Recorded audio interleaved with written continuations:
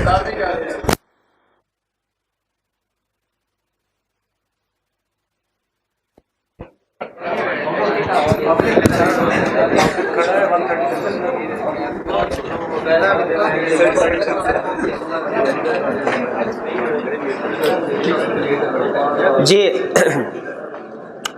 आज के लेक्चर का आगाज करते हैं।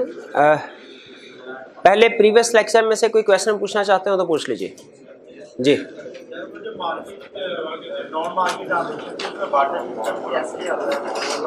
बार्टर सिस्टम भी देखें। अगर आप हमारे रूरल एरियाज में चले जाएं तो वहाँ पे नॉर्मली जो हमारे विलेजर्स हैं वो अक्सर एक दूसरे के साथ जो ट्रांजैक्शन है वो बार्टर सिस्टम पे करते हैं। ठीक है, जैसे एक बंदा कोई एक चीज सेल कर रहा है, दूसरा दूसरी, तो वो आपस में जो है वो बगैर कैश इन्वॉल्व किए ट्रांजैक्शन कर सकते हैं, जिसमें क्या, हाँ, बार्टर सिस्टम का मतलब यह है कि जिसमें कैश इन्वॉल्व नहीं होता है, चीज के बदले में चीज खरीदना बेचना, इसे कहते हैं बार्टर सिस्टम। तो चूंकि इसमें कैश इन्वॉल्व नहीं होता इसीलिए इसे जीडीपी में ऐड नहीं कर सकते। जी और कोई क्वेश्चन?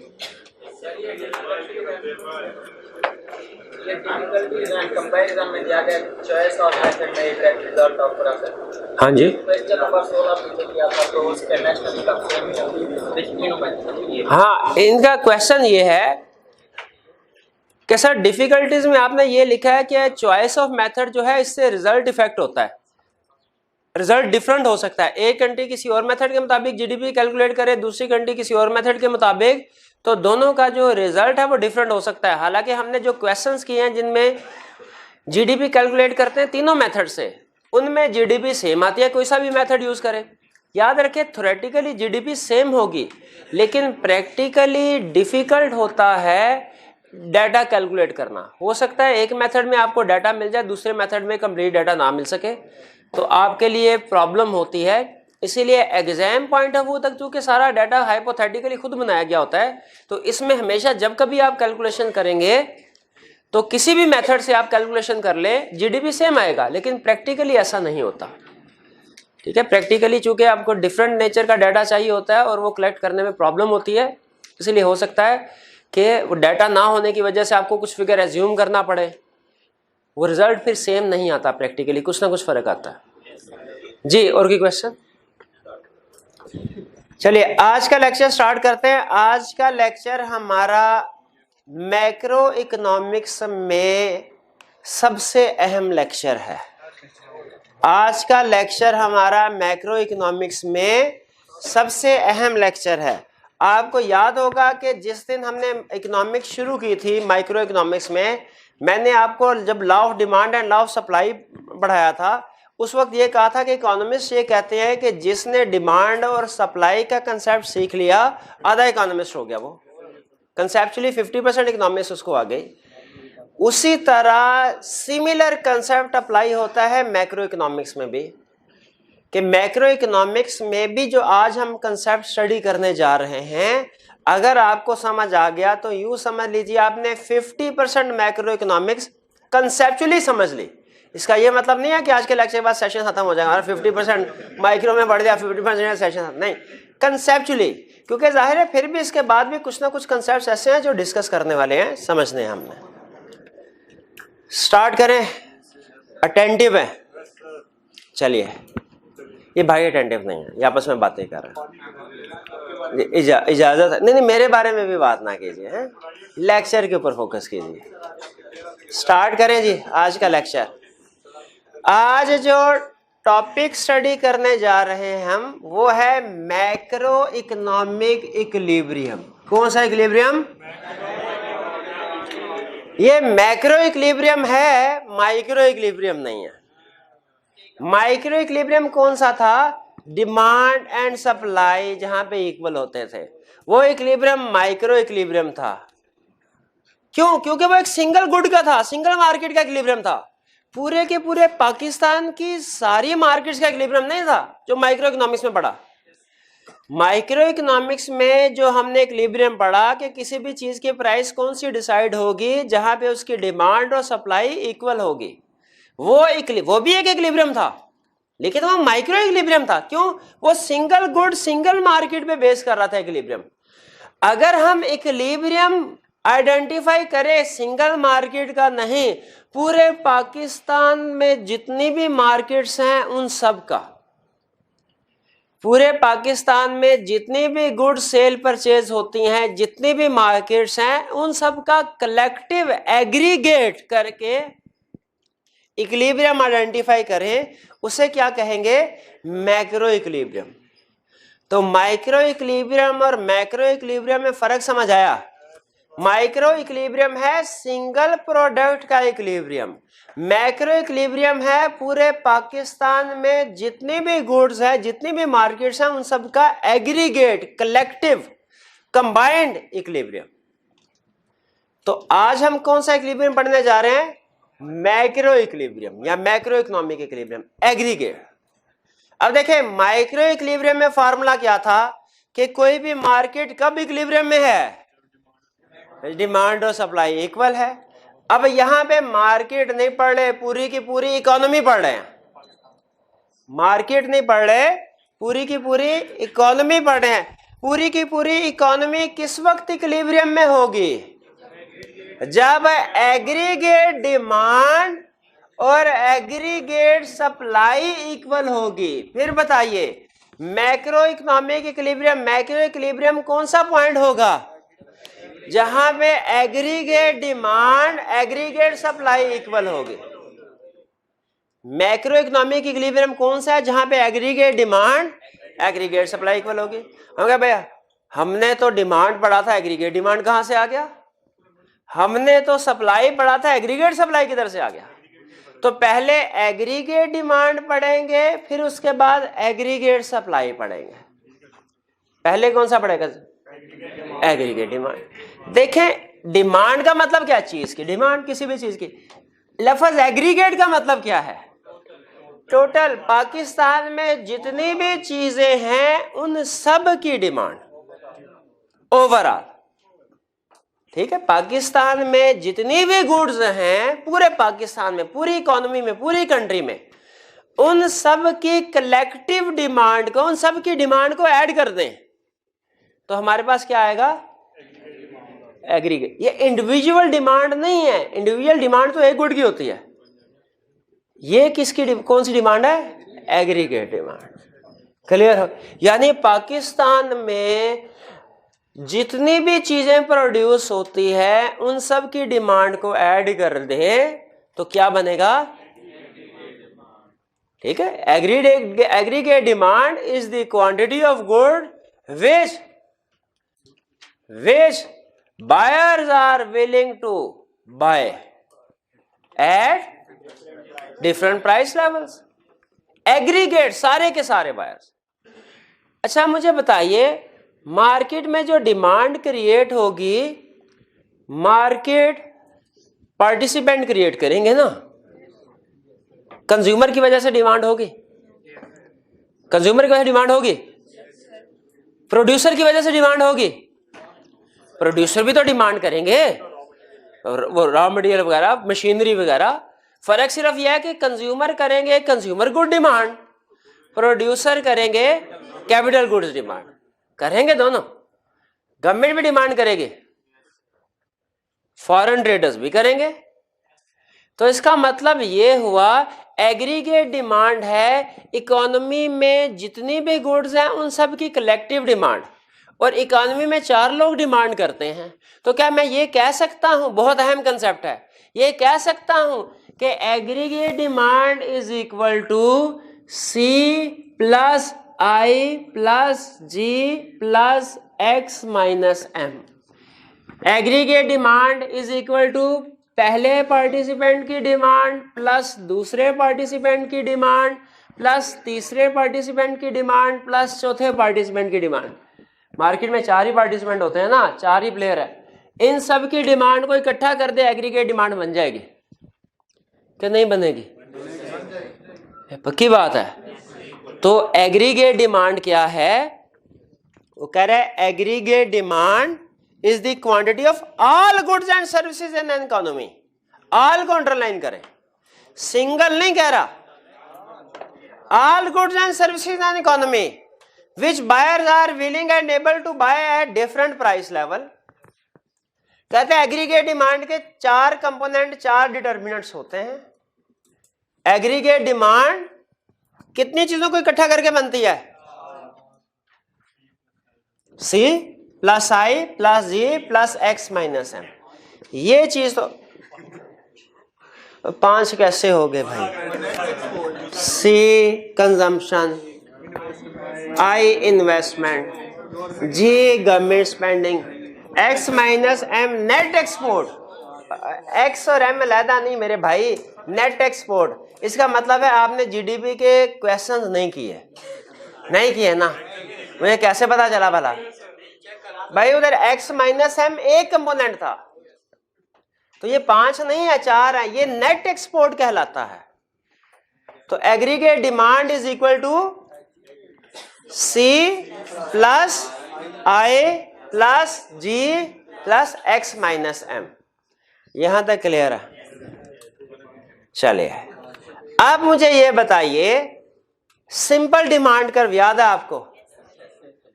प्राइस बढ़ते थे उस चीज की डिमांड क्या होती थी? प्राइस कम होती थी उसकी डिमांड क्या होती थी? बताइए किसी एक गुड के साथ ऐसा होता है कि तकरीबन हर चीज के साथ, तकरीबन स्वाय वो गिवन गुड्स है हर।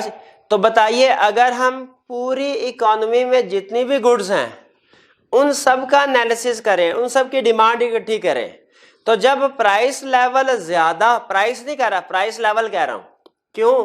क्योंकि अब की बार प्राइस एक गुड की नहीं है, सारे के सारे गुड्स की है। तो हमने एक जनरल प्राइस लेवल यूज करना है, एक गुड की प्राइस नहीं यूज करनी, सारे गुड की प्राइस को इकट्ठा करके उसकी एवरेज करनी है। एवरेज प्राइस लेवल या जनरल प्राइस लेवल कह ले। अगर एवरेज प्राइस लेवल जो है वो इंक्रीज हो, एवरेज प्राइस लेवल क्या हो, तो एग्रीगेट डिमांड पे क्या फर्क पड़ेगा भाई? जो ट्रेंड सिंगल गुड के साथ है, सारी गुड्स को इकट्ठा कर ले, वही ट्रेंड सामने आएगा ना। कि अगर चीजों की प्राइस ज्यादा है, एग्रीगेट डिमांड कम होगी, और अगर चीजों का price level, general price level कह ले या एवरेज प्राइस लेवल कह ले, वो कम होता है, तो एग्रीगेट डिमांड क्या होगी? बढ़ जाएगी। तो हमारा एग्रीगेट डिमांड का कर्व अगर हम उसे प्राइस के साथ रिलेट करें, नेगेटिव रिलेशनशिप आता है पॉजिटिव भाई, जो डिमांड कर्व का था। फर्क सिर्फ ये है। अच्छा, ये कर्व जो है ये कौन सा कर्व है? डिमांड कर्व नहीं, एग्रीगेट डिमांड कर्व है। क्या यार, कहां से आया ये? और भाई एग्रीगेट डिमांड कर्व है, एग्रीगेट डिमांड कर्व है। स्लोप क्या है? डाउनवर्ड। स्लोप क्या है? नेगेटिव। कैसे पता चला एग्रीगेट डिमांड कर्व है? हाँ, एक रीजन तो ये कि लिखा हुआ है एग्रीगेट डिमांड कर्व, और दूसरी रीजन इधर प्राइस नहीं लिखा, जनरल प्राइस लेवल लिखा है या एवरेज प्राइस लेवल लिखा होता।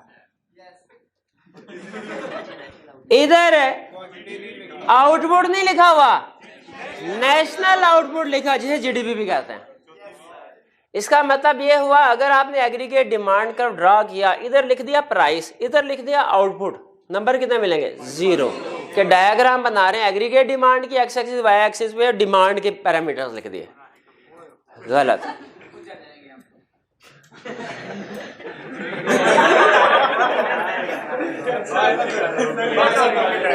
ठीक है, ठीक है, ठीक है।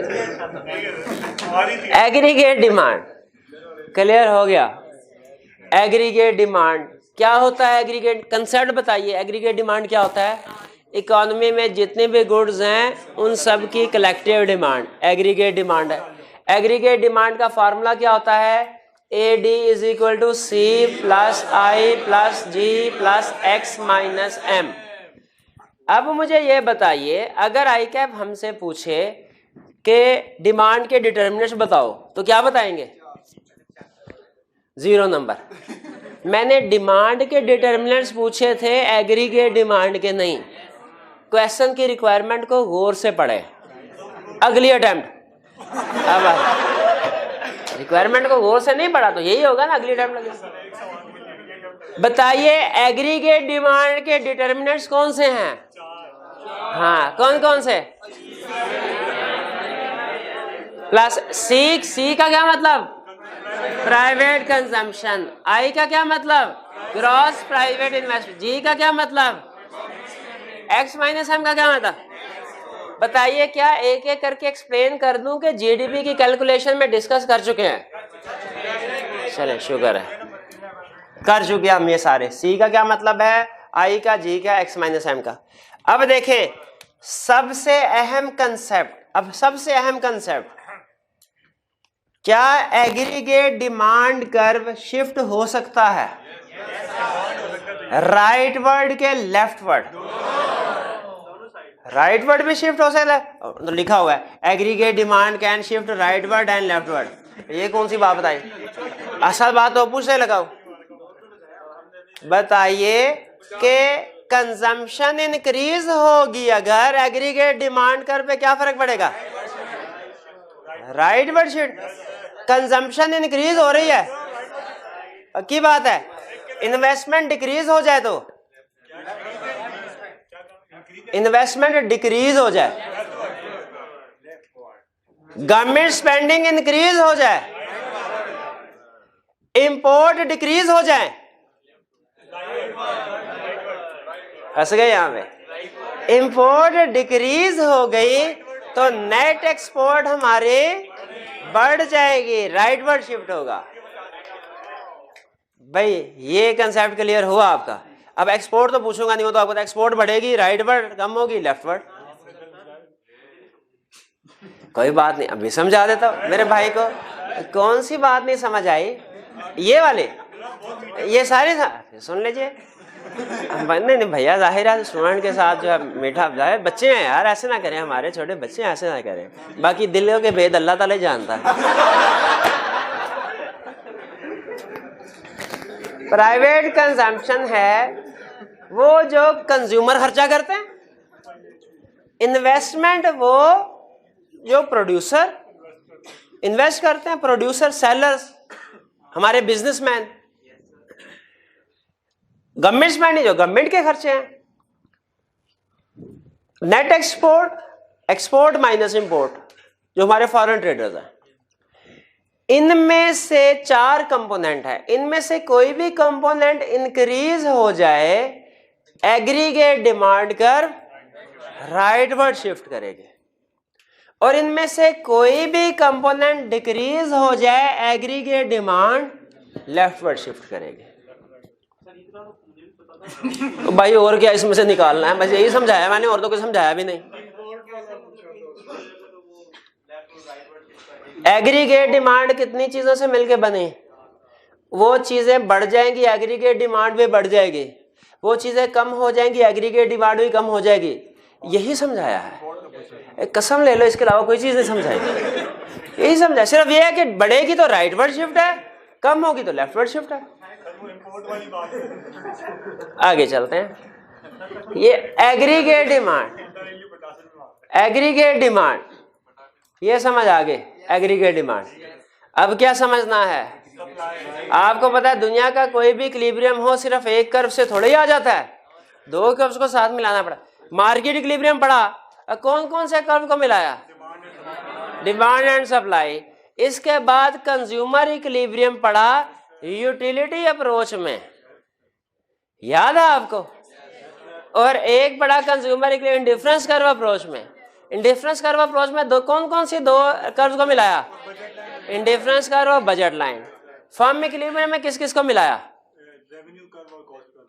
रेवेन्यू कर्व और एवरेज रेवेन्यू और एवरेज कॉस्ट को। मार्जिनल रेवेन्यू, मार्जिनल कॉस्ट का तो सिर्फ इतना काम था ना, इक्विलिब्रियम पॉइंट आइडेंटिफाई करना। तो इसी तरह हर कर्व का में 2 कर्व चाहिए होते हैं हमें। तो यहाँ पे भी सिर्फ एग्रीगेट डिमांड कर्व से मैक्रो इकोनॉमिक इक्विलिब्रियम नहीं आएगा। कौन सा इक्विलिब्रियम दूसरा कर्व चाहिए? दूसरा एग्रीगेट सप्लाई कर्व।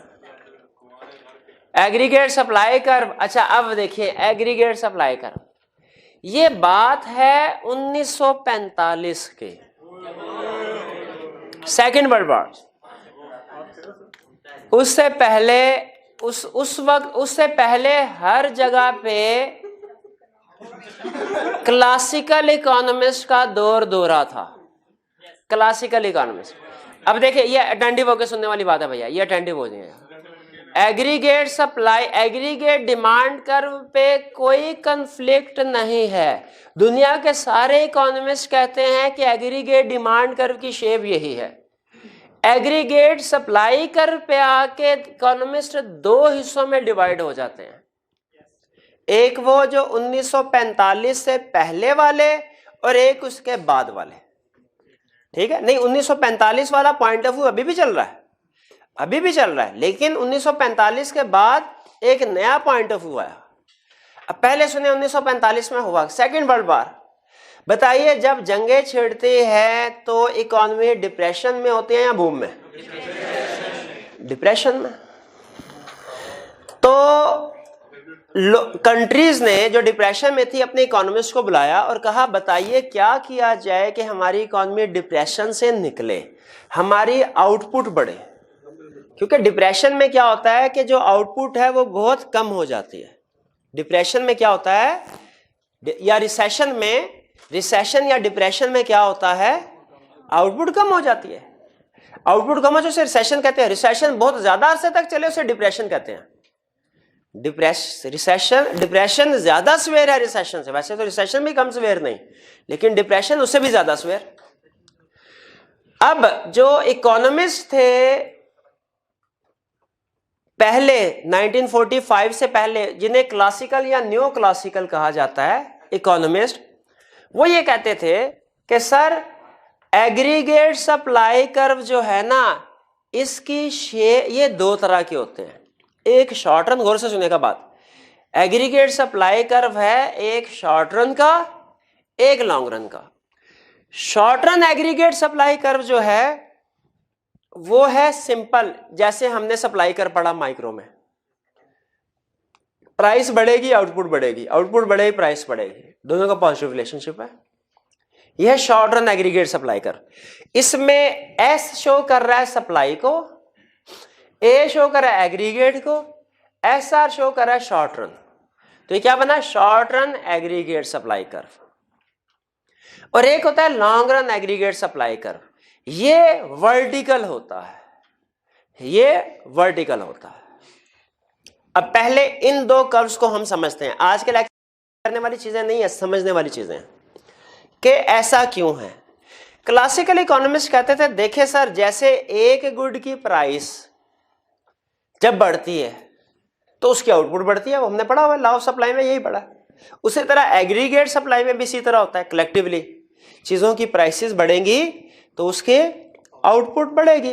तो आउटपुट में और प्राइस लेवल में पॉजिटिव रिलेशनशिप है, इसलिए short run aggregate supply curve upward move कर रहा है।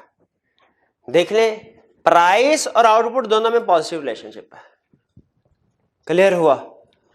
तो उन्होंने कहा, जो उस मुल्क का सदर था वजीर आजम जो भी, उसने कहा अच्छा ये short run aggregate supply curve तो समझ आ गया, ये क्या चीज है, ये वर्टिकल लाइन।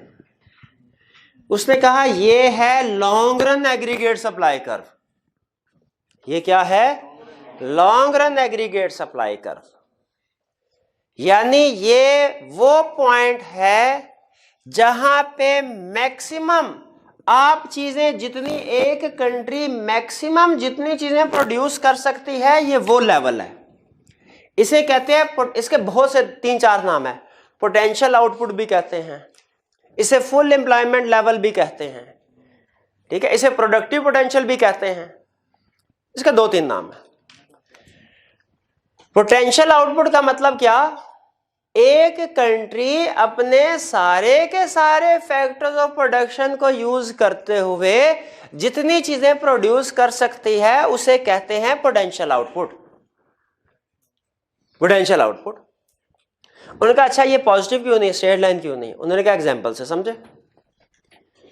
फर्ज कीजिए मैं लेक्चर पढ़ाता, फर्ज कीजिए मैं एक घंटे का एक लेक्चर है, एक लेक्चर मैंने पढ़ाया और प्रिंसिपल साहब ने कहा भैया आपको मिलेंगे 500 रुपया। मैंने कहा ठीक है। उन्होंने कहा कि अच्छा 2 लेक्चर, मैंने कहा 2 500 में, उनका 600 में। मैंने कहा ठीक है। फिर उन्होंने कहा अच्छा तीसरा लेक्चर, मैंने कहा नहीं सर। मैंने कहा 700 तैयार हो जाऊंगा, ज्यादा पैसे होंगे क्यों नहीं, मैं तैयार हूं, मैं बिल्कुल तैयार होऊंगा। हाँ 720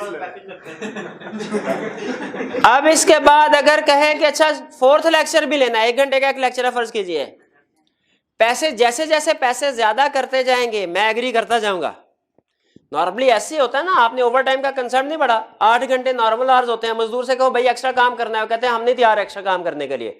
वो कहते हैं अच्छा अगर नॉर्मली आपको 1 घंटे का नॉर्मल आवर्स थे, अगर फर्ज कीजिए 100 रुपीज, अब 150 पर आवर देंगे, फिर मजदूर तैयार होता है। नॉर्मली ओवर टाइम का रेट नॉर्मल आवर से ज्यादा होता है, ये शायद आपने कहीं ना कहीं पढ़ा हो या आपको अपने कॉमन सेंस से पता होगा। ओवर टाइम का रेट उसके पीछे कंसेप्ट यही है कि जब लोगों को ज्यादा पैसे ऑफर करते हैं तो वो ज्यादा काम करने को तैयार हो जाते हैं। बताइए ये कोई अनयूजुअल चीज तो नहीं, एग्री करते हैं?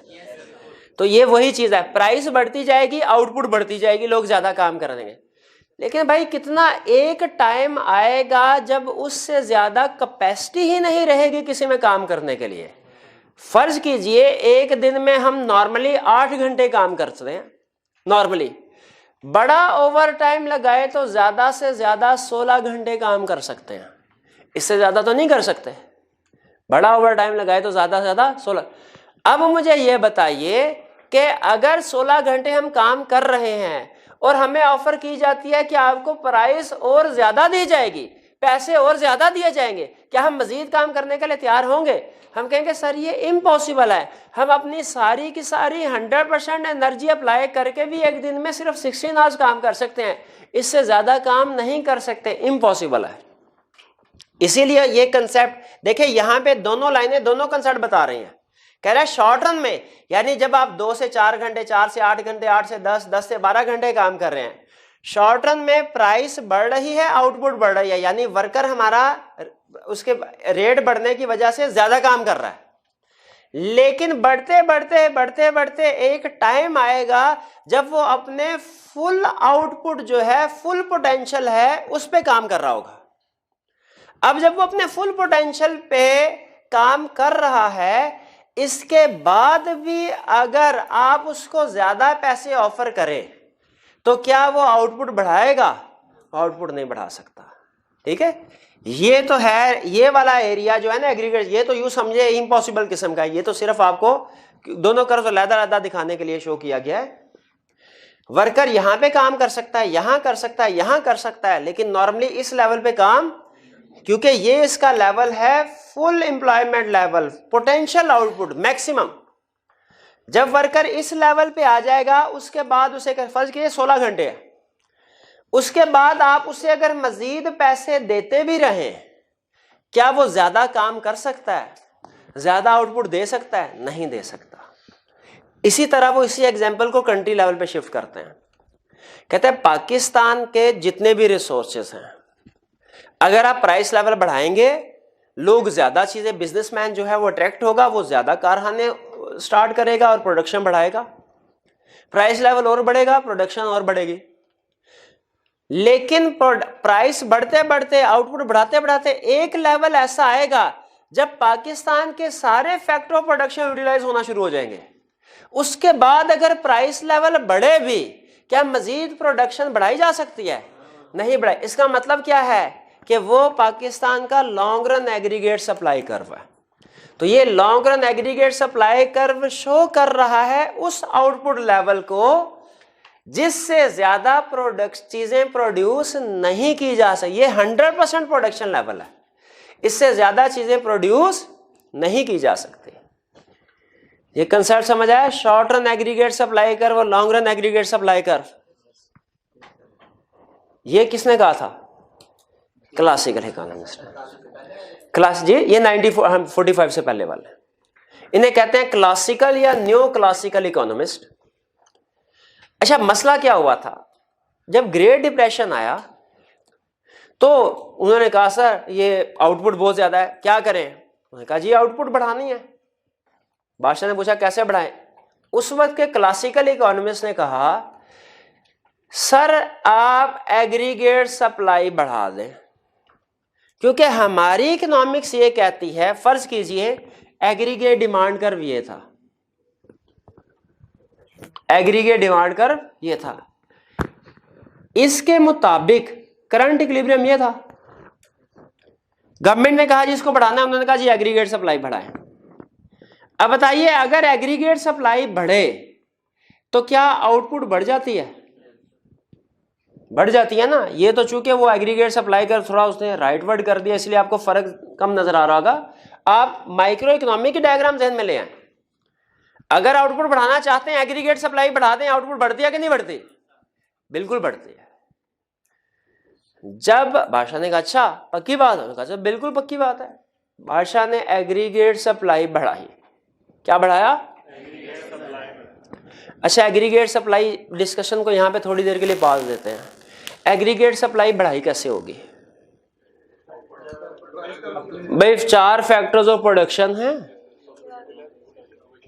उसको बढ़ा, लैंड इंक्रीज की होगी, लेबर, कैपिटल, एंटरप्रेन्योर। भाई ये प्रोडक्शन पॉसिबिलिटी कर्व में यही पढ़ा था ना। अगर कोई भी इकोनॉमी अपनी आउटपुट बढ़ाना चाहती है, एग्रीगेट सप्लाई बढ़ाना चाहती है, सप्लाई किस पे डिपेंड करती है? फैक्टर ऑफ प्रोडक्शन पे।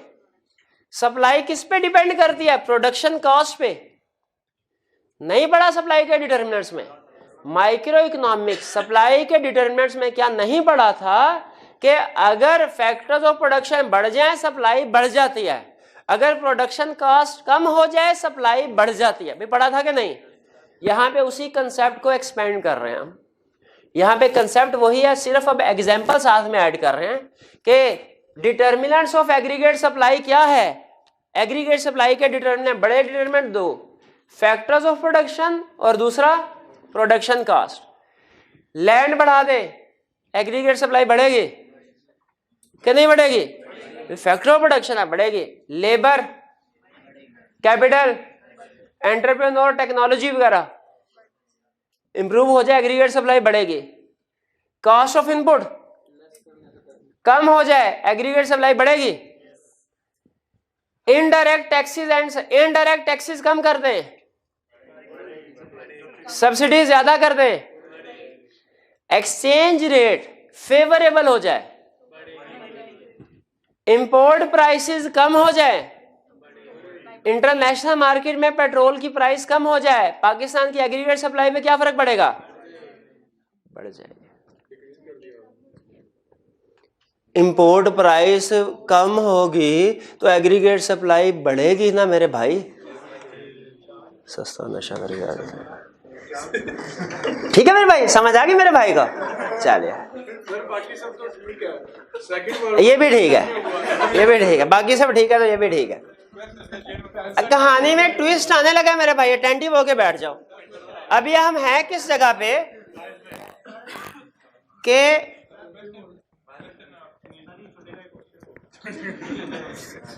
ये है short run aggregate supply curve.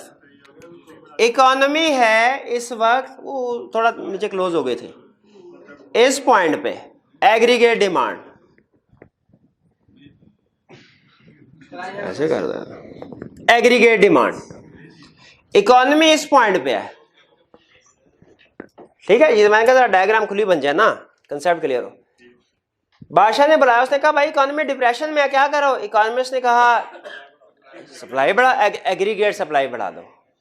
उसने कहा अच्छा, उसने कहा पक्की बात है ना, आउटपुट बढ़ेगी? उसने कहा सर ये देखिए बादशाह सलामत, ये देखिए जब आप एग्रीगेट सप्लाई बढ़ाएंगे पता क्या होगा? उसने कहा क्या होगा? ये देखिए एग्रीगेट सप्लाई राइटवर्ड शिफ्ट करेगी, शॉर्ट रन एग्रीगेट सप्लाई 1, और पहले इक्विलिब्रियम ये था ये, अब नया इक्विलिब्रियम क्या आएगा? आउटपुट बढ़ेगी नहीं बढ़ी? कहा बिल्कुल आउटपुट बढ़ेगी। बादशाह ने कहा बिल्कुल ठीक है, तो एग्रीगेट सप्लाई बढ़ा दें? बिल्कुल बढ़ा दें। कैसे? उन्होंने कहा सर फैक्टर ऑफ प्रोडक्शन बढ़ा दें, कॉस्ट ऑफ प्रोडक्शन कम कर दें। फैक्टर ऑफ प्रोडक्शन बढ़ा दें, बादशाह ने फैक्टर ऑफ प्रोडक्शन बढ़ा दी, कॉस्ट ऑफ प्रोडक्शन कम कर दी, टैक्सेस सब्सिडीज की वजह से या दूसरी चीजों की वजह से, आउटपुट ना बढ़े, आउटपुट ना बढ़े। बादशाह ने कहा इस सारे इकोनॉमिस्ट को एक लाइन में खड़ा करें, हाँ इनको गोली मार के इनका सर कलम कर दें। भाई होते थे ना उस सेकंड वर्ल्ड वॉर में, होते थे वो 65 में हुई थी सर। सेकंड वर्ल्ड वॉर, गोलियां नहीं होती थी, तोपे नहीं होते थे। सर 65 में। चलो ठीक है, छुरी से उसका सर कलम करके उसको फांसी पे लटका दिया जाए, अब रहेगा।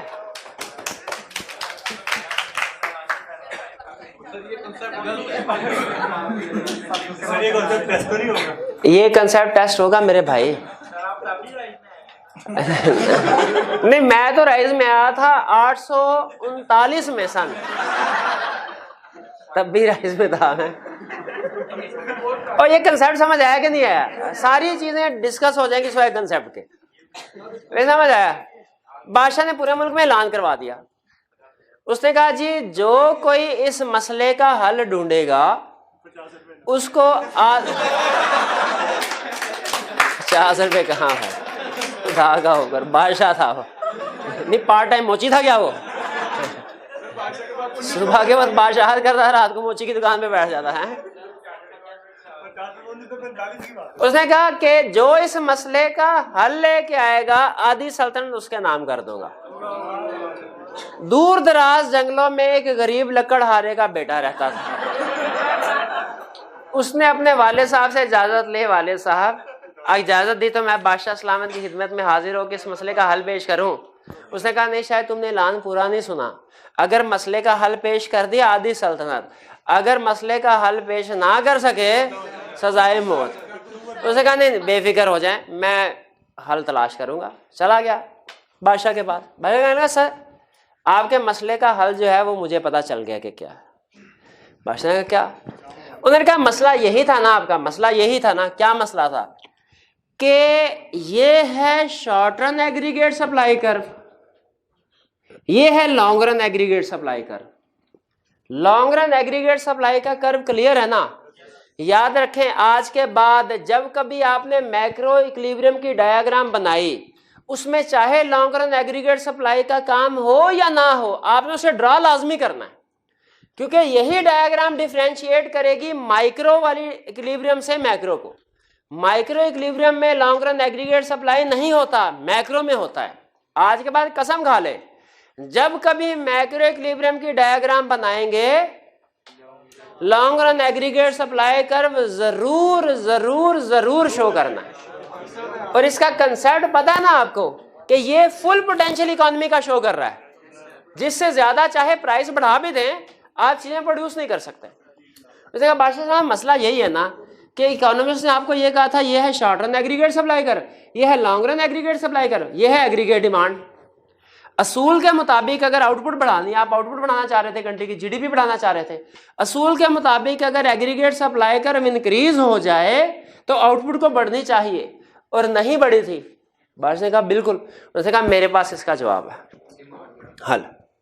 बादशाह ने कहा अच्छा अगर तुम मुझे 2 बातें बता दो, अगर तुम मुझे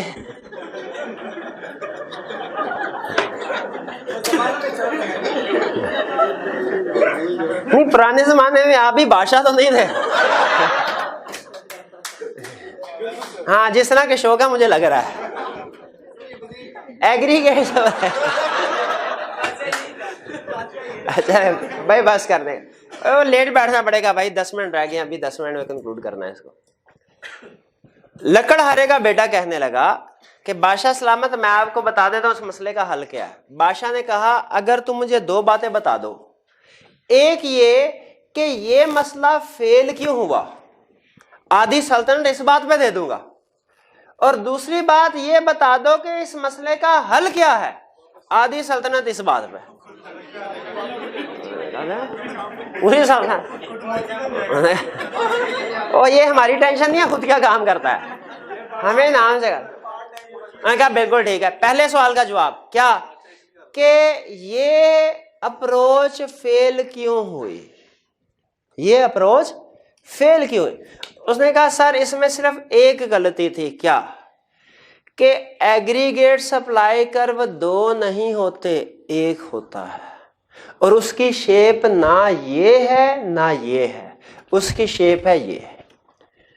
पहले हॉरिजेंटल, उसके बाद हल्का सा कर्व देके, ये हल्का सा कर्व है, आपको शायद नजर, हल्का सा कर्व है, उसके बाद अपवर्ड।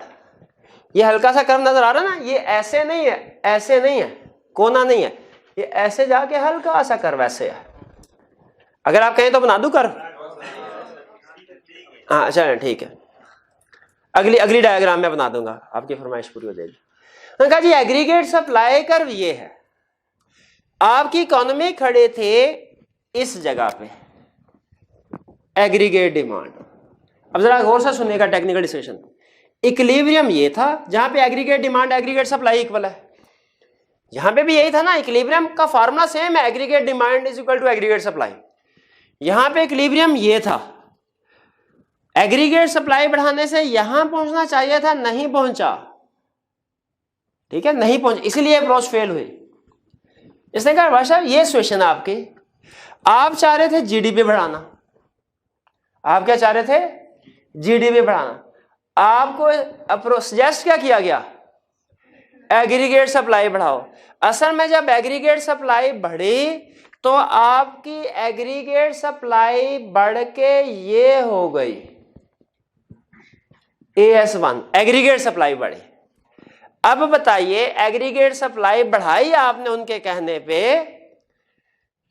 क्या इक्विलिब्रियम पॉइंट चेंज हुआ? नहीं हुआ। उन्होंने कहा ये वजह थी उस अप्रोच के फेल होने की। कि फिर सुन लें, क्लासिकल या न्यू क्लासिकल इकोनॉमिस्ट कहते हैं एग्रीगेट सप्लाई कर्व दो तरह का होता है, एक short run aggregate supply curve, एक long run aggregate supply curve. Short run aggregate supply curve upward shift, upward move करता है, long run aggregate supply curve vertical होता है। ये कहते हैं कि जब आपने आउटपुट बढ़ानी हो, aggregate supply curve rightward shift कर दें, आउटपुट बढ़ेगी। केन्जियन ये कहता है, केन्स था उसका नाम, केन्जियन ये कहता है एग्रीगेट सप्लाई कर्व दो तरह के नहीं होते, सिर्फ एक तरह का होता है, उसकी शेप ये है, पहले हॉरिजेंटल फिर उसके बाद वर्टिकल, एक ही तरह, कोई शॉर्ट रन लॉन्ग रन नहीं है। शॉर्ट रन में भी यही है, लॉन्ग रन में भी यही है, एक ही कर्व होता है इकोनॉमी में, एग्रीगेट सप्लाई कर्व। और अगर आपने अपनी आउटपुट बढ़ानी है तो आपको एग्रीगेट सप्लाई कर्व को नहीं इंक्रीज करना चाहिए, बल्कि एग्रीगेट डिमांड को बढ़ाना चाहिए, जब तक के फुल एम्प्लॉयमेंट का लेवल ना हो जाए। ये बात समझ आई अब? ठीक है। उन्होंने कहा अच्छा इसका मतलब है गलती हमने ये की, वाकई एग्रीगेट सप्लाई बढ़ाते रहे। क्लासिकल इकोनॉमी समझ रहे थे सप्लाई कर्व ये ऐसे होता है और बढ़ेगा तो आउटपुट बढ़ जाएगी, हालांकि सप्लाई कर्व ये केन्स के मुताबिक ये था। अब एग्रीगेट सप्लाई बढ़े, जाहिर है इक्विलिब्रियम पे तो कोई फर्क नहीं पड़ा, इकोनॉमी तो उधर की उधर ही खड़ी है। तो ने कहा अच्छा अब फिर क्या करें? उन्होंने कहा करना क्या है, एग्रीगेट सप्लाई को इंक्रीज करने की जरूरत नहीं है, क्या करें? एग्रीगेट डिमांड को बढ़ाए। उन्होंने एग्रीगेट डिमांड बढ़ाई और जैसे ही एग्रीगेट डिमांड बढ़ाई इकोनॉमी की आउटपुट, ये केन्स का आइडिया था। केन्स के केन्जियन अप्रोच में और क्लासिकल या न्यू क्लासिकल अप्रोच में फर्क किस चीज का है भला? एग्रीगेट सप्लाई का, एग्रीगेट डिमांड का नहीं। एग्रीगेट डिमांड दोनों में सेम है। क्लासिकल या न्यू क्लासिकल इकोनॉमिस्ट कहते हैं एग्रीगेट सप्लाई कर दो हैं, एक शॉर्ट रन एक लॉन्ग रन। केन्स क्या कहता है? एक ही है। और शेप क्लियर है केन्जियन की एग्रीगेट सप्लाई कर्व की। अच्छा बताइए, अगर क्या केन्स के एग्रीगेट सप्लाई कर्व में आपको प्रोडक्टिव पोटेंशियल आउटपुट या फुल एम्प्लॉयमेंट लेवल नजर आ रहा है कहीं? वो कौन सा भला? ये पॉइंट है जहां पे आके एग्रीगेट सप्लाई कर्व वर्टिकल हो जाता है। हाँ ये यही कहता है, ये केन्स ने यही कहा। केन्स ने कहा, अब इसकी एक्सप्लेनेशन आपको बता रहा हूं। केन्स ने कहा अगर इकोनॉमी फुल एम्प्लॉयमेंट लेवल से कम है, आप एग्रीगेट डिमांड बढ़ाएं, इससे आउटपुट बढ़ेगी, लेकिन प्राइस लेवल नहीं बढ़ेगा। जब इकोनॉमी फुल एम्प्लॉयमेंट लेवल पे पहुंच जाए, जब इकोनॉमी उस पे एग्रीगेट डिमांड बढ़ाए तो क्या होगा? प्राइस लेवल बढ़ेगा, आउटपुट नहीं बढ़ेगी। भाई यहां पे क्लियर हुआ कुछ? अब आपको एक टेक्निकल बात बताऊं जो बड़े माने हुए इकोनॉमिस्ट ने बात कही है, थोड़ी सी मुश्किल शायद हो। वो कहते हैं क्लासिकल इकोनॉमिस्ट की अप्रोच है supply side economics.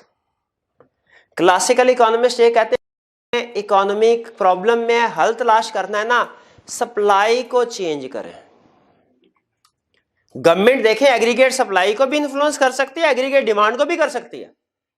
Government aggregate supply को भी इन्फ्लुएंस कर सकती है, एग्रीगेट डिमांड को भी कर सकती है। देखिए क्या इन फैक्टर प्रोडक्शन को गवर्नमेंट इन्फ्लुएंस नहीं कर सकती? क्या उन डिटर्मिनेंट्स को गवर्नमेंट इन्फ्लुएंस नहीं कर सकती? दोनों को कर सकती है। क्लासिकल इकोनॉमिस्ट क्या कहते हैं कि गवर्नमेंट को अपने मैक्रो इकोनॉमिक प्रॉब्लम्स के लिए सप्लाई साइड इकोनॉमिक्स को इन्फ्लुएंस करना चाहिए, एग्रीगेट सप्लाई को इन्फ्लुएंस करना चाहिए।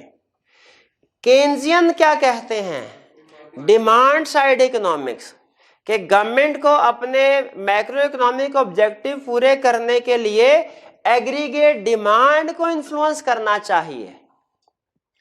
हाँ, अगर इकोनॉमी फुल एम्प्लॉयमेंट लेवल पे पहुंच जाए फिर एग्रीगेट डिमांड को इन्फ्लुएंस ना करें, फिर एग्रीगेट सप्लाई की तरफ जाएं। क्यों? फुल एम्प्लॉयमेंट लेवल पे भी अगर एग्रीगेट डिमांड बढ़ाएंगे उससे आउटपुट पे फर्क नहीं पड़ेगा, प्राइस लेवल ही बढ़ेगा। जी कुछ समझ आया आपको? चलिए, आज इक्विलिब्रियम नहीं बता रहा, सिर्फ एग्रीगेट डिमांड बताया आपको, एग्रीगेट सप्लाई बताया। जरा कंफर्म करने के लिए कुछ क्वेश्चन, ताकि मुझे समझ आ जाए, पता चल जाए कि जो समझाना चाह रहा था आपने समझ लिया कि नहीं। सबसे पहले मुझे बताइए कि मैक्रो इकोनॉमिक इक्विलिब्रियम ड्रा करने के लिए कौन से दो कर्व चाहिए? एग्रीगेट डिमांड और एग्रीगेट सप्लाई। अब बताइए, जब एग्रीगेट डिमांड की डायग्राम ड्रा करेंगे, एक्स एक्सिस पे क्या आएगा? नेशनल आउटपुट या जीडीपी। वाई एक्सिस पे क्या आएगा? जनरल प्राइस लेवल या एवरेज प्राइस लेवल। और स्लोप क्या होगा एग्रीगेट डिमांड कर्व का? डाउनवर्ड। एग्रीगेट डिमांड के कंपोनेंट या डिटर्मिनेंट्स क्या हैं? सी plus I plus G plus X minus M. क्या एग्रीगेट डिमांड कर्व शिफ्ट हो सकता है? राइटवर्ड भी, लेफ्टवर्ड भी। कब? अगर इन डिटर्मिनेंट्स को चेंज कर दें तो ये इंक्रीज हो जाए तो राइटवर्ड शिफ्ट हो जाएगा एग्रीगेट डिमांड कर्व, डिक्रीज हो जाए तो लेफ्टवर्ड शिफ्ट हो जाएगा। एग्रीगेट डिमांड कर्व दोनों तरह के इकोनॉमिस्ट के लिए एक जैसा है, क्लासिकल और केन्जियन दोनों के लिए। एग्रीगेट सप्लाई कर्व में दो तरह के इकोनॉमिस्ट हैं, एक क्लासिकल या न्यू क्लासिकल और दूसरा केन्जियन। क्लासिकल या न्यू क्लासिकल अप्रोच क्या है कि सब जो हमारे एग्रीगेट सप्लाई कर्व हैं ये बेसिकली दो हैं, एक है short run aggregate supply curve और दूसरा कौन सा है? Long run aggregate supply curve. Short run aggregate supply curve का स्लोप अपवर्ड है, यानी जैसे जैसे प्राइस इंक्रीज होगी आउटपुट इंक्रीज होती है। Long run aggregate supply curve का स्लोप क्या है? वो वर्टिकल लाइन है। वो वर्टिकल क्यों है? क्योंकि ये मैक्सिमम आउटपुट है जो एक इकोनॉमी प्रोड्यूस कर सकती है, इससे आगे प्रोडक्शन नहीं हो सकती, चाहे आप प्राइस लेवल जितना मर्जी बढ़ाते रहें। क्लासिकल इकोनॉमिस्ट कहते हैं एग्रीगेट सप्लाई के दो कर्व है। केन्जियन इकोनॉमिस्ट क्या कहते हैं? एग्रीगेट सप्लाई का एक ही कर्व है जो कि पहले हॉरिजॉन्टल है और उसमें हल्का सा कर्व देके वो वर्टिकल हो जाता है। एक ही है, शॉर्ट रन में भी है, लॉन्ग रन में भी है। एग्रीगेट डिमांड एक जैसा है। क्या एग्रीगेट सप्लाई कर्व जो है इसको शिफ्ट किया जा सकता है राइटवर्ड या लेफ्टवर्ड? बिल्कुल किया जा सकता है। कौन से डिटर्मिनेंट है एग्रीगेट सप्लाई के? ये आपके पास दो बड़े डिटर्मिनेंट्स और हर एक के अंदर एग्जांपल्स आपको दे दें, ये एक्सप्लेन करने की जरूरत तो नहीं। आप ये डिटर्मिनेंट्स है, अगर इनमें इंक्रीज आता है या रेलिवेंट जो डिक्रीज वाले हैं जैसे इनडायरेक्ट टैक्सेस, इनमें इंक्रीज या डिक्रीज आने से एग्रीगेट सप्लाई कर्व लेफ्टवर्ड या राइटवर्ड शिफ्ट होगा। ठीक है। जो क्लासिकल या नो क्लासिकल इकोनॉमिस्ट है वो क्या कहते हैं, अगर हमने आउटपुट को बढ़ाना है, मैक्रो इकोनॉमिक्स के प्रॉब्लम हल करने हैं, हमें किसको इन्फ्लुएंस करना चाहिए? जो क्लासिकल इकोनॉमिस्ट है वो सप्लाई साइड को फेवर करते हैं, और जो केन्जियन है वो क्या कहता है? इसीलिए आगे ज्यादातर थ्योरी जब आप पढ़ेंगे केन्जियन थ्योरी में, उसमें जब वो हमें कहेगा कि भैया आउटपुट बढ़ानी है, जीडीपी बढ़ानी है, हम एग्रीगेट डिमांड को इन्फ्लुएंस कर रहे होंगे। अब कुछ थ्योरीज ज्यादातर थ्योरीज आएंगी हमारी केन्जियन अप्रोच में, लेकिन कुछ थ्योरी आएगी क्लासिकल अप्रोच में। आपने ध्यान से देखना है कि कौन सी थ्योरी किस अप्रोच के मुताबिक है, उसे उसी के मुताबिक सॉल्व करना है। ये बात समझ आई? एग्जाम में एक दफा क्वेश्चन आया, बताइए न्यू क्लासिकल अप्रोच के मुताबिक इक्विलिब्रियम बताइए। कौन सा इक्विलिब्रियम ड्रा करना था? ये वाला, ये वाला, ये लेफ्ट वाला। क्लियर हुआ? ये आज घर जाके देखिए आज का लेक्चर बहुत अहम है, इसकी बेस पे आगे हमने बहुत से टॉपिक कवर करने हैं, इसलिए आज घर जाके तसल्ली के साथ लर्निंग ऑब्जेक्टिव 6 और लर्निंग ऑब्जेक्टिव 7, लर्निंग ऑब्जेक्टिव 6 और लर्निंग ऑब्जेक्टिव 7, ये दोनों लर्निंग ऑब्जेक्टिव आपने तसल्ली के साथ पढ़ने हैं, समझने हैं, याद करने को नहीं कह रहा, वैसे याद हो ही जाएंगे, आसान है। असल मकसद है हमारा कंसेप्चुअल क्लैरिटी होना, तो इसको समझना है। ठीक है जी, अगर इसको समझ लेंगे आइंदा कंसेप्ट हमारे चुटकियों में हम इंशाल्लाह समझते जाएंगे बहुत से कंसेप्ट। चलिए आज का लेक्चर यहाँ पे ख़त्म करते हैं।